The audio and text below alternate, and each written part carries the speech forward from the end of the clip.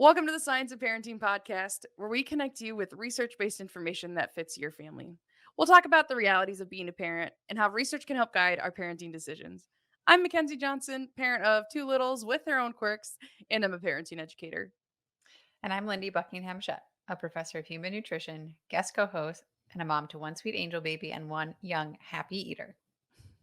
And I'm Mackenzie DeYoung, a parenting educator and the resident picky eater. We're going to have a resident picky eater while we talk about picky eating. That just only Yeah. feels right. Ooh, Yeah. yes. So we are excited. Mackenzie, you're just going to give us a little insight because today we're talking about picky eating. Mhm. Yeah. I say like Finally. I was like finally and like the question, right, Yeah. Hmm. Lindy? I was like, Hmm. I feel like it's the question related to kids and food. Would you agree? Oh, yes, 100%. Yeah. Like, why? What do I It's do? like one of those things if you start to Google, which you shouldn't, but if you start to Google kids eating and it's probably kids eating and picky eating. Yeah, kids not eating and picky eating. Yeah, but probably more likely, yes. Yeah. Okay, so we have a definition, and actually, Mackenzie, I kind of feel like I need your approval. Like, does this track? Does this track? Okay. Okay. Okay. By definition, actually, the healthy eating research report says there's not a total agreement, but in general, a formal definition of picky eating, also called food fussiness, which I like, love an alliteration. The most commonly accepted definition: a rejection of a substantial amount of foods that are familiar or unfamiliar. Does that sound familiar to some parents? Yeah, Yeah. listeners and Mackenzie. Yeah, but more specifically, when we do talk about picky eating, we can really uh, put it into three specific characteristics. So Mhm. the first of that is, and this can be very familiar to some parents, is consuming a limited variety and amount of foods. So that's number one. Number Yeah, two is we're getting rejecting. nods from Mackenzie DeYoung. Yep, Yes, yes. yep. Mhm. Number two. So I'm gonna see a lot of agreement. I think for Mackenzie is rejecting foods based on certain sensory characteristics Mhm. and then often requiring the preparation or presentation of meals in a very particular way. Yeah, I sensory is huge for me. So yes, Mhm. yes, Yes, yes. and then number 3, is just the unwillingness to try new foods, and that's called food neophobia. Mhm. Also probably fair. Yeah. Well, I was say as we were thinking about like the sensory and yeah, like the fear of new foods, like there are certain sensory things for you, right? It's not like, oh, any sensory food. Like, no. You have certain ones, right? It's sticky or slimy or stringy. Stringy. I don't know if Um, I've heard you say stringy before. or like oranges. They're stringy. Oh, Oh, oranges are stringy. Oranges, I'll do like juice, but the stringy, yeah, I can't do mm, that. Let's Okay. see what else is on that list of 3: appearance, aroma, feel, texture. Yeah, the appearance is yes and no, but usually it's the texture. Sometimes Mhm. it's the flavor. I have 0 spice tolerance, 0. Like, Mm. I used to think pepper was spicy, like, Yeah. so that would probably be Mhm. that one that yeah, it's Yeah. sensory. I mm. had a family member tomatoes. Tomatoes were too spicy. Mhm. Oh, Yeah, that was new for me. That was, mhm, actually the family I married into. So yeah, there's different levels of picky eating, and I think that's kind of what they talk about too, Lindy, right? That, like, there's a continuum, right? That there might be, like, some selectiveness versus, like, a mhm. more extreme, like, absolutely not willing to try new foods, right? Yes, yeah, definitely, and I mean, all of picky eating is based off of a lot of different factors, like, a lot of things contribute to it, so, Mhm, and so, like, one thing we've talked about, temperament. mhm, Temperament is one of those mm, factors, right? If you listen to the temperament episode, you might hear more about it, but there's, mhm. like, the genetic component to it, so that's something we've talked about before in different episodes as well. So when we're born, we're predisposed to, like, sweet Yes. flavors. We're attracted to that, and we are try to avoid bitter flavors because again, that's food typically that we want to avoid. It could be poisonous.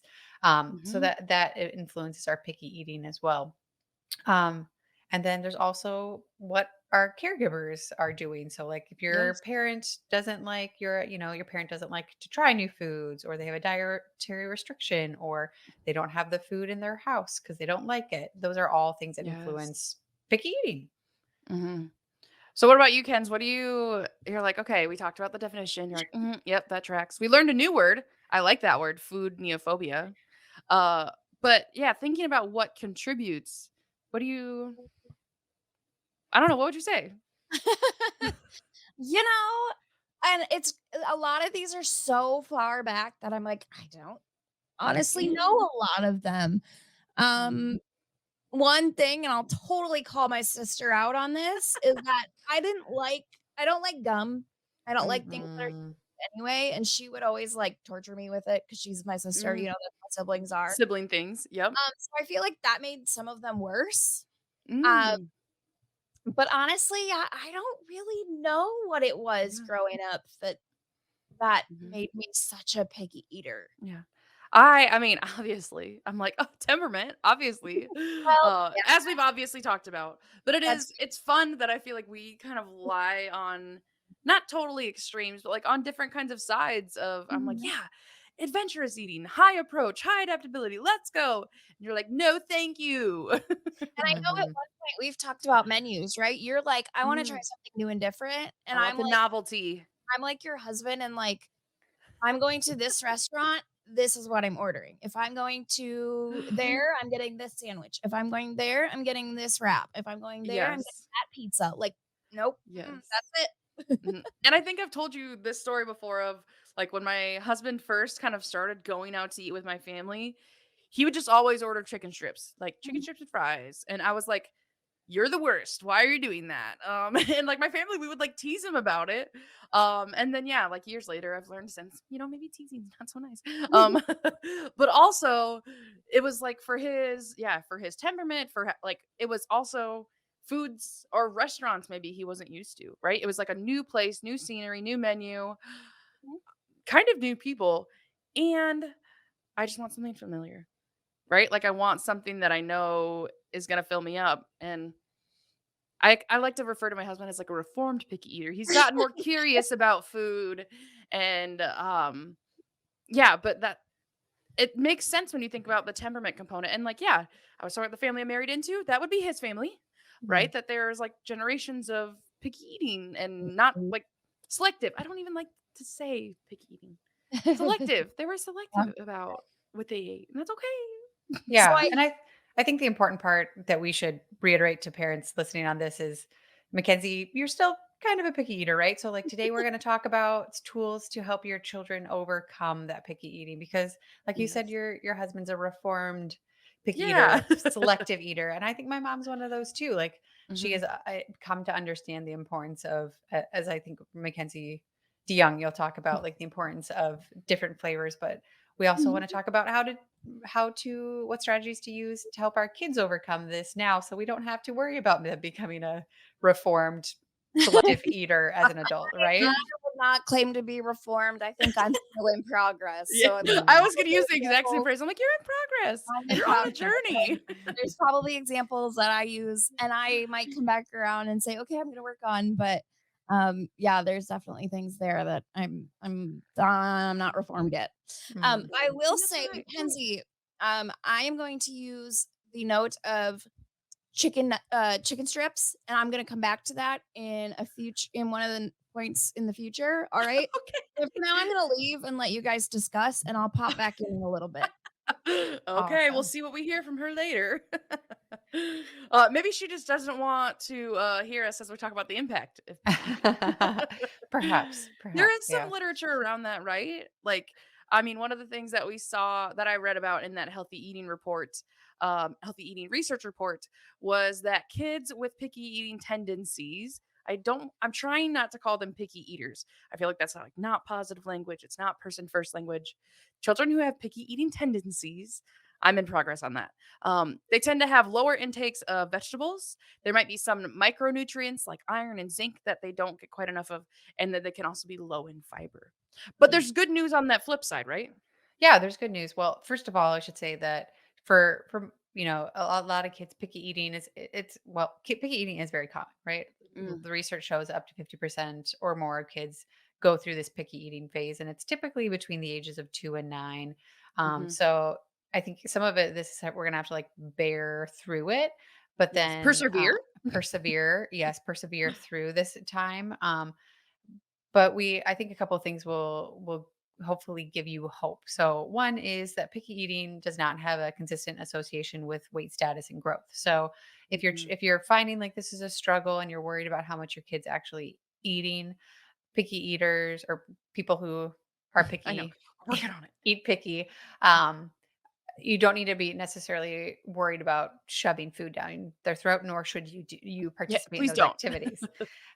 So don't worry about those short-term consequences. But I think what we want to get through to you from this episode today is there are really strategies that can not over only help you overcome this food selectivity, these issues with eating, but we can really support during this time too that growth in eating a variety of different foods and participating in those behaviors we want our kids to do to help them become healthy independent eaters. So this is not a time where Yeah. it's not only focus on making sure they get food, but also Yeah. offering a lot of strategies to making sure they get the variety and type of food that you want to see them eat.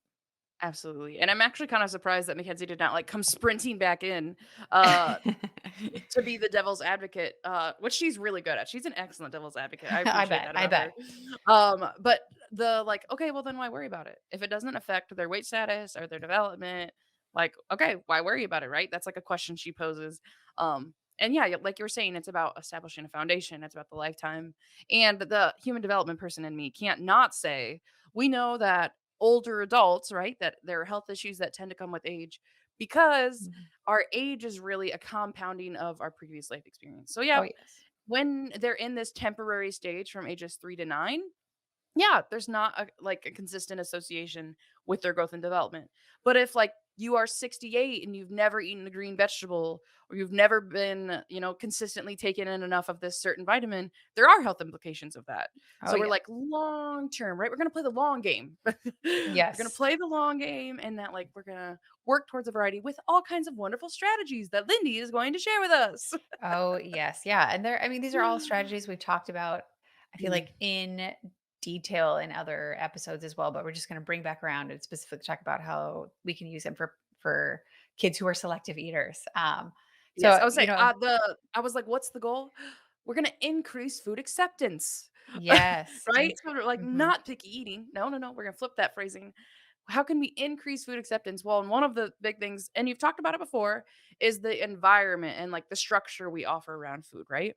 Yes. Yeah. So again, kind of going back to those um, food parenting practices, one of those is providing structure and Mhm, helping, create this positive food environment. So one of the first things, again, that I will repeat, even though I've repeated it again and again, is we need to provide repeated exposures to new food. So this is the most simple and effective strategy that literature shows us and again promotes liking and intake of healthy foods among young kids. And it's often, I think, understandably, parents offer food one time and are like, oh, my kid didn't like it. I'm not going to waste the time preparing it, offering mhm, it, and watching them reject it. But again, it can take 15 or more times of introducing a food to a kid to get them to like the food. I think actually the mhm. healthy eating report talks about one study that cited it might take as many as 27 exposures.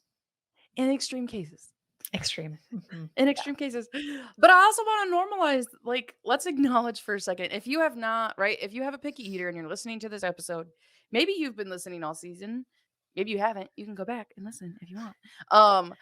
But, like, repeated food expo that sounds exhausting. It sounds exhausting and frustrating to offer foods that I know my kids don't eat. And I let's acknowledge that reality Mm. that it's not as simple as just like, "Well, just do it." And it's like, no, there are other components that feed into that decision. And it's the most effective like, that's the most effective strategy we have for increasing the likelihood that they will accept that food in the future. So, like, I just wanna, yeah, take a pause, take a moment to acknowledge, and it can also be anxiety inducing as a parent.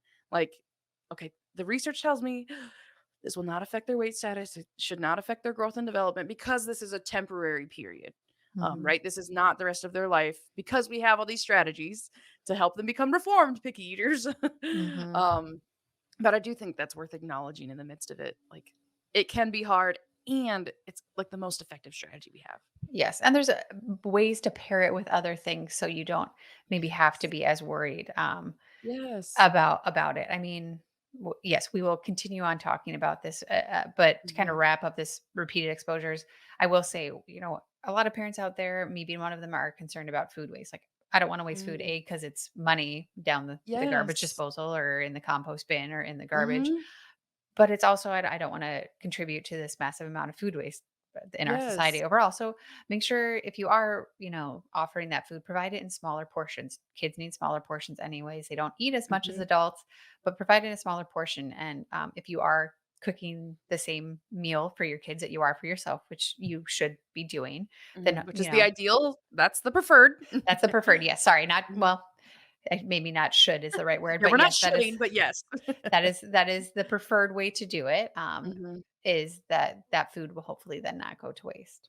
Yes. And I've literally seen, I mean, yeah, like people that I follow on Instagram that are like parenting and feeding experts, like a literal fork, like one single bite is the Mhm. serving on your plate, and that's progress. Oh, yeah. Yep. Mhm. That's Yeah. that's food exposure. That is food exposure. Yeah, And and it's so less overwhelming to a child, right? To see like, okay, one bite, not a heap, one bite. yes. Yeah, and that's all part of another tip, which is creating a pleasant mealtime environment. So that Mm, one of those things is like using appropriate size tools for your kids to eat with, using a right size plate, but it's also having a positive mealtime environment. So talking about the food you're eating, where it comes from, and then also I know this can be a struggle, but like eliminating distractions. So turning off music, turning off cell phones, turning off TV, those kind of things, so you can make it this environment where you guys can talk about the food, what you're eating, and all of those wonderful things. absolutely. And again, as a general practice, not as in every single night we do it this way and we do it right and we do it like right. As a general practice, the general experience of my children is a pleasant meal time at the table where we're sharing the same food. Even Yeah. if I love the asparagus and they're not fans. Yes, I mean, and pleasant is, take Relative. what you will with that. Yeah, I mean, obviously, it's not always going to be pleasant. Turning off the TV or the cell phones or all that doesn't always obviously lead to like we're going to have a wonderful meal conversation today. But trying to foster that environment is the best practice. Uh-huh. Well, and I do think about, yeah, what can our general family practice to be to help make it more pleasant? And I think back to that division of responsibility. That I feel like has been a big contributor for me. That it's not a negative experience because I'm not fighting you about just eat it, just have that bite, just right? Because I'm not doing that, I can have a more pleasant experience, even if you ate exactly 0 bites of the new food, Mhm. because it was my job to serve it. And it's your job Yes. to decide whether and how much. Uh, Exactly. Yes, and mhm. hopefully if you keep exposing them to it, at one point Yes. they will make the choice to eat it. And it'll be pleasant when they eat it on their own. Yes. That'll be exciting for me. Yeah. Yeah, so I think the last kind of tip in this environment one is, offering variety of foods at different meals. So like obviously snacks and your actual meals, like offer fruits Mhm, and vegetables at those. So that is an opportunity in that time to have that repeated exposure.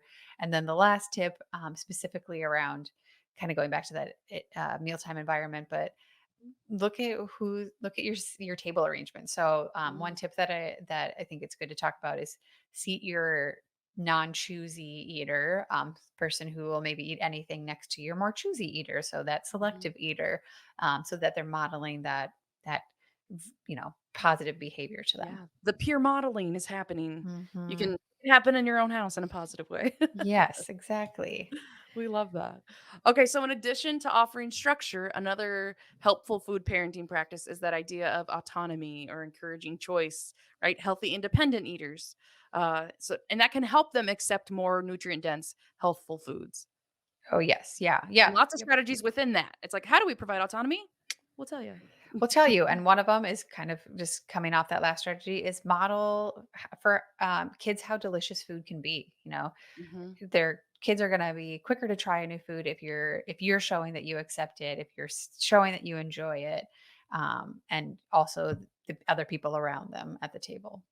Absolutely. And then there's some that, we've talked about all season that we've heard you say, talking about offering positive reinforcement in the form of like praise and connection of like, wow, you were really curious about that. That was fun for me to see. Or that's an interesting combination. And doing like non food rewards when we think about reinforcement. We don't want to reinforce. the bad food because Mm. it's the reward you get, it's the dessert, and like you have to suffer through this other thing. So we avoid the non-food rewards, and instead we can offer praise and connection as a form of positive reinforcement. You've talked about that lots all season.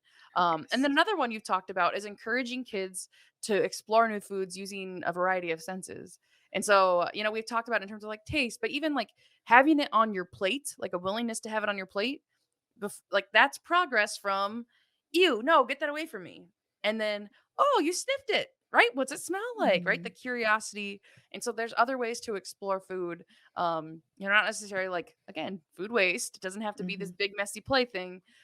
It can be, but also just considering sniffing it. That's progress. They were at least willing to try that. Yes. So our Yeah. senses are a good tool. They're a great tool, and I think this is something often hard for parents to get over, at least maybe type A parents like me who want a clean home. And, and you're also worried about your children's, manners at the table, but some Yes. of this, like the sensory things might be hard, right? Our kids are touching with their hands their food, or they're smelling their food, like that in a lot of situations might be considered not polite, right? But Yes. normalize that, okay, this is a way for them to familiarize themselves with this food. And I even for me, like we just got new dining room tables, and the one of the Mm. top things for me when I was looking to get new chairs was I need them to be easily cleanable because I know that they are going to get dirty because food's going to get on them from tasting or touching food and probably throwing it. Yeah. See, and we have a set of like our dining room chairs have, which is really like I call it a dining room. The chairs at the table, the only one we have. Um I we got them like on like a swap. They're thrifted, and then I was like, "Hey, I'm crafty-ish." And I like put on this new fabric. Made a bad choice. It was a light color, Mm. and my kids are messy eaters. That is the case. But so yeah, okay, that happens. That is what it is. Someday I'll have chairs that won't be looking like that. Not today is not that day. I don't know. Maybe so you can, though they're part of your child's artwork, right? Like, Right? Like, I'll oh, put them up on the wall. It's thrifting too, right? Reused. oh It'll yeah. be like a memoir or what is it? A memento to my children's childhood are I these like it. disgusting chair covers. Hmm. Yes. Okay, anyway, autonomy, food. What about that? One, which you've talked about a couple different times, is pairing foods together, right? An unfamiliar food with a familiar food. Oh, Mackenzie Young has things to say. She has come back on screen here. I have things to say about explain it, and then I will give examples for this one. Okay.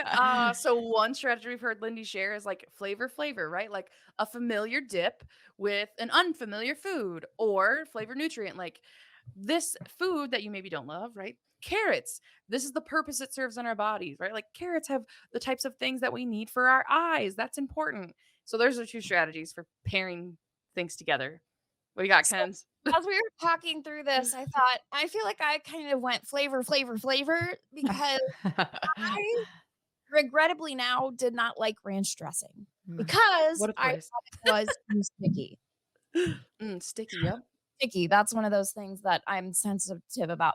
Hmm. Um, well, I started kinda being like, everybody likes ranch, right? I gotta try it. Well, we're from the Midwest, so everybody in the Mm. Midwest ranch, right? So, okay, I'm gonna try it with, like you said, the chicken strips. So I'm gonna try it with things that I like, Mm. strips, and then maybe I get, like, a chicken ranch wrap because that's, like, Okay. Mhm. Familiar. dressing. You still have, like, the chicken strips basically Hmm. inside the wrap with the Basic. ranch, and then you start to get a little bit of lettuce in there, right? So Ooh. Mhm. Mhm. incorporate some of those things. But really, I didn't eat salad until I was in college. Mm. Straight Yes. up. I had tried it a couple of times, gagged, and I was done. Mhm. Um, but what I realized was I was trying it straight as just like lettuce. I was not Oh. Mm. all of the Mhm. other things. So once I No started flavor. right, No flavor bridge. There was nothing for yeah, you to Flavor blend. exactly. So once I started to like ranch dressing and I realized I could make a salad starting off with croutons and cheese and the good stuff The with my yummy things you like. right. I started eating salad, and guess what? I have a salad for supper waiting for me down in the refrigerator. So, Look at Oh. that. it's that pairing of, like, Progress. sometimes what you have for the picky eater is mostly the thing that they like, just a little bit of that other thing, and maybe over time it'll transform Like the into portion of it. eating a Yeah. salad. Mhm. So that's my flavor example. Yes. I love that. And Well, now we and know what you're having for dinner. Yep. yes, good, good. Actually, funny enough, we are also having salad and for my Ah, family tonight. That's one of like our side dishes. oh, that's so Right. fun. But yeah, I love that of yeah, in reality it was a process, like you said, like it's It progress still along the is. way. Mhm. And I think as Yep. parents, sometimes we're so caught up in like they only want to eat mac and cheese. And it's like, Yeah. hey, this time there was breadcrumbs on the mac and cheese. That was new. Yes. That's progress. Like we can And Yes. celebrate. the other Patience. thing is I'm 30. I'm 30. still Mm, working mhm, on it. mhm. I'm still working on it. So even if Mhm. your kids aren't, little anymore, like, there's still a chance that they'll grow and develop to like these things. It's really, I feel like the exposure and that pairing Mm, is huge. So, all Mhm. yes. right, Well, thank you for continue. sharing your own story. That is Yeah, good to, like, we love actually that. hear it in practice. Yeah. Mhm. We Yes. love that. Yeah. Awesome. Thanks, Ken. I'll say we'll Yeah. see if she like jump. Are you gonna jump in on us any other times? I don't know. Well, I hope there's another one coming up, so I might just sit here and listen until I get to Okay. it. okay, yeah. Well, Lindy, I believe you have a few more strategies here Yes. for encouraging food autonomy and food Yeah. acceptance. So one we talked about a lot throughout different episodes is including kids in food preparation. So this could be things from growing, so having them garden with you, choosing, so going to the actual grocery store and having them pick Mhm. food with you, preparing, having them at the counter with their own appropriate or tools Mm. to prepare food with, and then serving Yes. food at home and also in the school setting. So Mm. this is going to be obviously one strategy to help create that autonomy, build that confidence, and help them really, learn why they're eating what they're eating. Mhm. And I like the different stages you're talking about, like, right? Like growing food, cleaning food, preparing food. Like those are all different parts they can be associated with. I think often parents like, oh, I don't want to cook with them at the stove. Right. Right? Or like, I don't feel like my child's a little too impulsive still for, and it's like, wait, Mhm. there are a variety of steps they can be involved in. Yes, 100%. Yeah. Mhm. My And there's a nephew lot of benefit for doing that, right? Oh, sorry, Oh, Ken's. I was just gonna say my nephew offered to make me an omelet the other day, and I don't even know if I can make an omelet, so he's clearly been involved in that. And there's a lot of great benefits to it too, right? Oh, yeah. Yep. It kind of, again, like I said, like it really helps provide that helps them build that confident, feel important Mm. and proud. So, again, building that autonomy. And then some of the things that we have talked about in other episodes, it helps with math learning and science learning and things like that. And just learning new vocabulary in general. It's an opportune time to talk to your kid, just talk to your kids, but then Mhm. to use new vocabulary as well. Mhm. And we always say, like, when we talk about getting teens to talk, right? Being in the, um, like being in the same vicinity, but not directly looking at each other. We talk about like the magic of riding in the car together or like Mhm. going on a walk. Cooking is another opportunity where you don't have to be like staring into each other's faces while you talk about something. Like I can be chopping and you can be stirring, and another really great opportunity there. Yes. Well, and one more that I don't feel like we've really touched on yet this season is the idea of kind of getting creative with foods in positive ways. Mhm. Positive ways to offer it, positive ways to talk about it. I mean, just a few examples. I think of like, think about being humorous, playful, silly when it comes to food, like making up a name for this food. Like, dragon bites or talking about like a familiar character, right? Like, oh, you know what? So and so really loves broccoli, right? From like a Mhm. favorite show or I mean something we've even done. This is so silly. I'll like cover my eyes and I'll be like, I wonder which bite you're gonna eat next. Are you gonna have like a drink of milk? Are you gonna eat the meat? Are you gonna eat or like the vegetable? I'm gonna close my eyes, I'm gonna see, and then I'm gonna guess. I think you ate the vegetable. And they're like, "No, I had milk." And it's just a way to kind of get us eating. That's just Mm, playful, especially with my distractible children, like getting them back on track, back towards the food. And even things like, I mean, yeah, my kids are little. Your teens might not be so into this, but like, how would a bear eat this? How would a lion? mm, How would a How would a squirrel? Like, how would a snake? And it's again, but the whole idea of like a positive environment, but in a way, they're still in charge of whether or not they take a bite or how big of a bite or what they take a bite of. We're still providing autonomy, but we're having playfulness and encouraging that eating of these new foods. Yeah, those taste testing games have been proven to be Mm, really effective. So yeah. like offering, saying like, let's talk, let's like rate these foods. So I think a really good example is bell peppers come in all different colors. So Yes. having a plate of different colored bell peppers and including like hummus or ranch or something on the plate if they want that flavor combo. But then Mhm. like Mhm. rating which of these peppers is the best, or talking about like, well, what does this color taste like versus this color? Or Yes. other strategies are like making food more appealing. We all like appealing, like food that looks good, right? I mean, that's a big Mhm. thing. So using like cutting food into different shapes, using cookie cutter to, cut it in the shape of their favorite cartoon or something, or Yes. um like I also think putting. of, like, when people, like, set up their salad really, like, aesthetic, I'm like, Mm, I feel like as a teen, right, like, that can be you can be the one plating our food, right, Like a to, like, pretty have it charcuterie served, board. mhm. right? Like, you can this is social media worthy. Yeah, definitely. Yeah, like, oh, I Yes. put that on. Yep, I would put that take that picture and put it on social media. That Yes. kids appreciate those types of things too. So, Mhm. one of the things that I think of, a class that we do is called Growing Up Wild. It's for childcare providers, but Mhm. on every page, like with every lesson plan, they have a snack that comes with it. That is super Mm, fun. Like they're all super fun. Mhm. Um, but a couple that come to the mind of like, play not really playing with your food, right? But like trying ants on a log. So that would get me I would, be into it for the peanut butter. mhm, Mm. I try it for the celery and for the raisins, but it's good exposure, right? It's fun. There's ants on a log. Mhm. One that Mackenzie had mentioned that I was like, "Oh, yeah, that's a really good one." They're called track crackers. Basically, use any Mhm. sort of cracker, make it use, like, peanut butter, cream cheese, mhm, whatever other sort of Hummus. Yeah, hummus, French onion dip, yeah. like a dirt layer on top, and then you put, say, chow mein noodles or like, little carrot stick pieces or Mhm. whatever you can Excellent. really drum up, yeah, right? That you, like, stick them on there. I wish I had an example. Yeah. You, like, stick 'em on there like a bird stepped there or like a mountain lion mm. there, and you're like, "Look at my track cracker."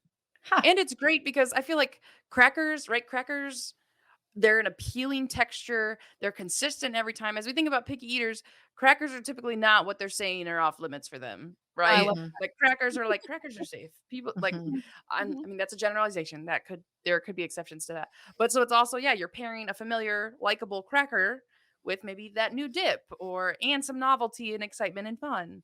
I mhm. love that. That's a lot of strategies in one. That is All of them. amazing. Yes. And so I'm going to leave you with one last strategy, parents, that I think is a really important one, because I am sure this is easy trap to fall into, Mm, because I could see myself doing this, but I encourage you not to become a short order cook. So studies show that 70% of parents of toddlers get up from the table and make an alternative when the toddler refuses the first offering of that mm. food. So 70%. resist That's a lot of 70, us. yeah, that's a lot, and I can see why. I think I would potentially do this, but Mhm, resist the temptation to prepare special meals for that picky eater. The mhm, tip that I will provide you, because obviously you do want them to eat food, is offer the same foods to everybody, but try to at least have one thing that you know that that child is going to like on the table. mm. Yes. Tonight, along with our salad, we are having tortellini, which my daughter does not like, and I Mm. love. But so I bought like a salad kit that I'm like, you've had this one before, you like this one. And we're having like a canned fruit that like she likes mandarin oranges. And so that was like my safe spot. You don't like tortellini, but you like mandarin oranges. You like the meat that we Mhm. typically have, even if you don't like tortellini. Uh, Mackenzie, d- I you're want you great. I want you to do a flavor with the tortellini and tell her Okay. that you dip it in, like, whatever she wants. Mhm. Okay. Yeah. There There's is there's ranch in the fridge, so there you go. there's also ketchup, There you I'm go. gonna have pesto, I think. I'm That gonna skip sounds the that ketchup sounds on my delicious. tortellini. Yeah, But maybe yeah. that's something she likes. Mhm. But I do think you're right, Lindy, that it's tempting, especially because it is exhausting to, like, prepare food and then your kids don't eat it, and especially if you are it's natural to feel concerned, like, "Well, I don't want them to not eat anything." Remembering not to become a short order cook is a that's a Mhm. good A good tip It's a because it is hard one. tempting. It's a hard one. Mhm. So again, just have that. I think Mackenzie, your example is so amazing, and thank you for doing this. But yeah, having those foods, you thought about it. Obviously, you prepared that ahead of time. You thought in your head, this is what she's gonna like. She's not gonna like this, but she's gonna like this. So there Mhm. will be food on that table she will eat. Mhm. Yeah. In fairness, I'm also as we were talking through this episode, Mackenzie DeYoung was talking about examples from that class, and there's like a camouflage one where you like make a salad, but then you Yeah. put peas in it. It's this idea of camouflage that's hidden in Like there. like the One of snap my peas kids, with a little caterpillar in there. right? And one of my kids does not like peas, and I'm like, I've kind of just accepted that one. I've just been like, "Yep, peas. You don't like it." And I'm like, "Oof." I don't know that I've done repeated exposure. So in case you were like, "Oh my gosh, what a wonderful role model she is," I'm also like, and I have lots of areas for improvement because peas have not been repeatedly exposed. We got to do that. I'm gonna do that. Yeah. And they're better with ranch, so Yeah. Flavor, that flavor. We love it. that is a very subjective thing. I do not think they're better with ranch. I do like my fair, peas. fair. This was like the meal in high school. We talked about teens before. A box of mac and cheese, right? Box mac and cheese, frozen peas, like, they're not frozen when you Mm, cook them, but mhm. I don't want canned ones, I want frozen Yep. ones, and, like, a hot dog or, like, a sausage or all in one bowl. That was, like, the meal in high school and college. I do like peas, but that's how I prefer to have them. Yeah. Go. Fair, There you go. fair. Alright, Oh. I'm out again and, let you go to the next section. Okay. I'll say, and we do have we walked through all these strategies, lots of which you've heard us say throughout the season. We wanted to reinforce these strategies are also effective with picky eating. Yes, with I almost said I was like, did I say picky eaters? No. With the practice or the behavior of picky eating, they are effective, which is one of the reasons the recommendations. Knowing that most kids, or at least half about, will go through this kind of picky eating phase, Mhm. these strategies are effective. How about we say low food acceptance? I feel like I'm getting towards this at the end of the Yes. episode, but low But we're food getting there. acceptance. Yeah. Yeah, Mhm. when a child has low food acceptance, I like that. It's like how we were trying to flip from unhealthy to less nutrient dense, right? It's Mhm. like it's not about whether it's healthy because that's all relative. Is it like we were talking about nutrient dense foods? Okay. New language. Language is good. We're getting there. Yes. Mhm. And I was saying, and speaking of language, Good segue. uh, right? In addition to all of the strategies we were talking about, Lindy actually brought us this resource from the University of Idaho from Dr. Fletcher and Dr. Brannon at University of Idaho. That's basically talking about some ways we talk about food, particularly talk about low food acceptance. Whether a phrase we're using is hindering our kids' food acceptance or whether it can help them increase their food acceptance. So we kind of want to do this like flip the switch game of Mhm. like, was this helpful or how can we make it more helpful? So, Yes. okay, I will say the less helpful and kind of give you a little bit of reasoning why it's not so helpful. And Lindy will give us an alternative of what we could say instead. Yeah? Ready? Perfect. Let's do it. Okay, let's do it. Okay. So instead of something like, oh, please just eat that for me, or if you don't eat that bite, I'm going to be mad, right? So that's phrases we might say. But what these phrases really teach is that they should eat in order to get your love and approval, right? Which is not why we eat. So this can lead them to kind of have like unhealthy behaviors. They're not listening to themselves about hunger and food. So instead, we might say something like, Yeah, so we want to use phrases that point out the sensory qualities again, something we talked about of food and encourage our child to try the new food. So something you might want to say something like, this is kiwi fruit. It's sweet like a strawberry, or these radishes are very crunchy. So, giving that kind of talking to your child and giving those sensory qualities. yes, instead of making it, "I want you to try this for me," it's like, Mhm. "Well, these are things you can notice about them that might encourage it." Love that. Okay, another one.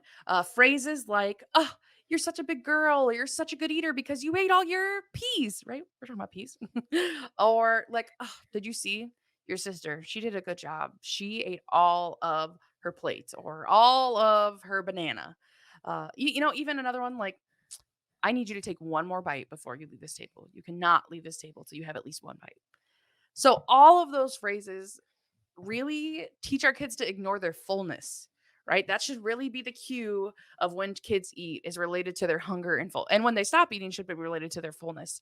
And if we're talking about, well, you need to be like so and so, or what should decide is whether or not you finished your plate or finished your serving, that teaches them to ignore that hunger and that fullness, which should be what drives their eating. So Yeah. instead, we could say things like, So instead, yep, instead you want to help your child recognize when he or she is full and help prevent overeating by saying things like, "Is your stomach telling you that you're full?" Mhm, Or "Is your stomach still making that growly noise?" Or "Has your tummy had enough?" Those kind of things. mhm. And I'm like, okay, yes, I'm feeling good about that one because this next one I'm not feeling so good about. I feel like we practice more of the like, are you feeling full or are you still hungry? This one I feel like I can work on. So if your child is like refusing a food, right? Like I don't want to try that. And they finally like, if they relent, or maybe it's like the first time they try it after a super long time, right? That repeated exposure. They finally try it, saying something like, see, that wasn't so bad, was it? Mm-hmm. I would say I usually say it to shame, like, see, that wasn't so bad. Like I'm not Hmm. trying necessarily to prove that I'm right, but more I've seen it as like positive reinforcement, but it can come off as, like, shamey, right? That, Hmm. like, "Ugh, well, good thing you ate it because I was right about how good it was, right?" It's like, Oh yeah.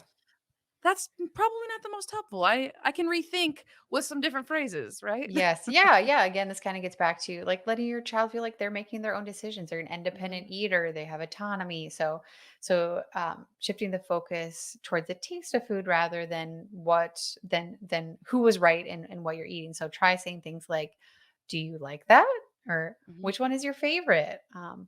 Everybody likes different foods, don't they? mhm. And I think about in conversations where I've maybe said, like, "See, it wasn't so bad." Um Yeah, it can reinforce the power struggle of like, I wanted you to try this and you didn't want to, and I Mhm. win. Yep. And like, oh, that's not the goal. The goal is not for me to win, even though I have to tamper down. That is an instinct I have. I'm gonna Oh tamper yeah. down that instinct to, yeah, like, so what did you think? And yeah, and if your child says, I like it, I liked it. And I'm like, that's awesome. You tried a new food and you liked it. I can Hmm. still get at the idea of trying the new thing was good, like it wasn't as bad as you thought, without being like, see, it wasn't so bad. I was right. Yeah. So, Hmm. I'm Yes. working on flipping that one. That one I'm gonna work on. And then we have one more here, which we have talked a little bit about. Phrases or ideas like "no dessert until you eat your vegetables," or "if you stop, I will like if you stop crying, I will give you a cookie," or "if you stop crying, I will get you those chips." I think of that like in the places where we access our food, right? So if you're at like the Hmm. food pantry, the gas station, or the grocery store, like "if you stop, I will this." And of Hmm. course, those are examples of using food as a reward for behavior. And again, it can kind of like villainize, like, ooh, the vegetable's the thing I have to tolerate so that I can get to the good stuff. And we're not trying to promote that. Yep, yep. No restrictions or rewards because again, that's Mhm, just creating these bad behaviors, these bad attitudes mhm, around food. So instead, it's not to say you can't use rewards, but use non-food rewards. So mhm, you could do things like just giving your child attention and kind words, like that positive reinforcement through your words. mhm, Showing them love, giving them hugs and kisses, mhm, spending time with them. So the phrases you could try to use are like, "We can try vegetables again another time. Next mhm. time, would you like to try them raw instead of cooked?" Or you could say like, "Oh, I'm really sorry you're sad. Come here and let me give you a hug." Mhm. And I think of, yeah, times that we've been like, "Okay, this was hard for you. You were" like the tortellini thing. Like, you're disappointed. You were hoping this was the kind of pasta you like. You were hoping it was bow tie pasta. Like, I understand you're disappointed that this isn't your favorite one, and instead it's my favorite that you don't really like that much. Like, that I could see why that's disappointing. Yeah. Mhm.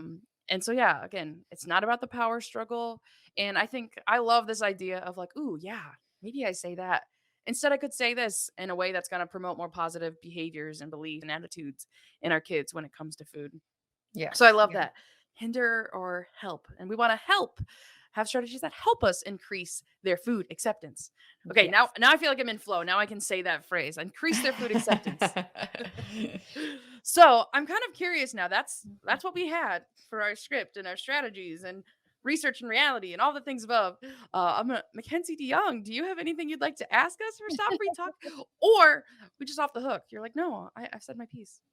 So, I don't know if I have questions, but I do have, Okay. some things for myself this week to do. So, Mm, just, Oh. modeling modeling the behavior of doing it myself so that I can be a good model of it. Um, Oh. mhm, I've decided that this week I'm going to, smell some new foods, mm. I love that. Oh, I hope you report back and tell us what you smelled. right? So there's certain things that I'm like, but I'll smell them, just give Mhm. them a chance. I am going to try to put some things that I typically wouldn't even put on my plate. So as Yes. I'm meeting meals with others, like I might say, okay, well, we'll put a couple of those on my plate. Mhm, Mhm. mhm. And then I'm gonna see if there's a chance throughout the week to try a new flavor combo. So maybe there's something that I Oh. wouldn't typically eat that I can dip in ranch or ketchup or put it into pasta. That's another one is, like, put it into Mm. my pasta. Mm, So Yes. those are Mix it the into something. I love yeah, that. so those are the 3 things that I'm telling myself those are my goals for the week to try, Mm. increase my acceptance of food, right? Yeah. mhm. Increase your food acceptance. Good My job. food We're Yeah. acceptance. getting it. Yeah. Oh, I love that so much. You set such a good Mhm. example. Maybe parents, again, maybe this is over. I think that you've put out something a really good example or a really good point too. That this could be overwhelming and exhausting trying to do all these things at one time. So yeah, pick 3 things you want to try. I'm not Mhm. saying like Even maybe you don't feel like doing all these things right now, or you can't do all these Pick things. one. So right, 3 things is great. even if Mhm. it's as simple as smelling new foods. It sounds weird, but I'm gonna Right? do it. I'm gonna And I try it. also think you are giving an example, right? We have listeners too. Like, yes, I'm like, I'm an adventurous eater, yay. Not every parent is. Wait. Like some parents are much more on your end of the continuum. And so as they think about if they have a child who has low food acceptance, that they are like, okay, some of it is I'm gonna reflect on my modeling this week, Mhm. right? This week I'm gonna do this one thing related to that. And yeah, you have me thinking, I'm like, okay, my goal setting, I'm going to serve peas in the next week. We're gonna have peas. And I'm gonna like avoid the see, wasn't that good? If my Mhm, child tries to do food, I'm gonna work on the what did you think? Yeah. How mhm. was that? And then yes, if she likes it, then I'll be like, you tried something and it was good for you, like, and it was good to you. So those are Yeah, my and two.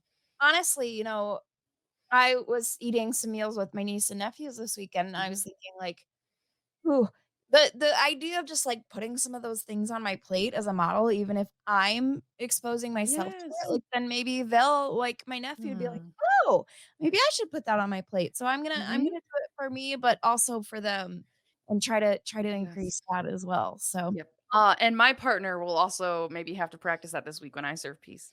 mhm. Yes. He's also not a big fan. here, just put a few on your plate. Yeah, just put them on there. It's good modeling, and it's good repeated food exposure for you too. Okay, huh? Yeah. What? Oh, Maybe not totally yes. reformed, Mhm. that Yeah. reformed picky eater I claim. Again, another good point here is if you are a parent of a teenager or an adult who's Mhm, a low food acceptance eater, um, that it's never too late to try some of these strategies too. So very true if you're listening to this and completely relate to Mackenzie and what everything she's mhm. saying about her eating as well. Like don't feel Yeah. don't feel like you're doing things wrong. Mhm, Just try some of these strategies yourself. mhm. Yeah. And I think of some of the, like, obstacles you've overcome as you work towards progress on picky eating. I had fewer obstacles related to my temperament, related to the Mhm. adults around me, related to and so it's not a matter of, like, I did better than you, right? That's Mhm. not the case. We No started at a shame. No different shame. baseline. Yeah, we're starting at a different baseline, and that's okay if your baseline right now as a listener is like, "Well, I could work towards being more like Mackenzie DeYoung." Right? Like, that would be progress, like, that's great. Like, those are all good Absolutely. things. We Mhm. start at different baselines, and that's If okay. you still are unsure about salad, just put a little on your plate. Maybe Just try it. It's crazy. Right. do like Prepare it differently. Put it with something you really like. Flavor, yeah, flavor. just Mhm. a Mhm. little bit. Just a little I step at a love time. that. It's really about taking one tiny bite at a time. Mhm. One bite at a Okay, time. with that, I am going to leave. Okay, bye. She's like, "I got my Oh. food pun in for the season. Did it." It was lovely. Awesome.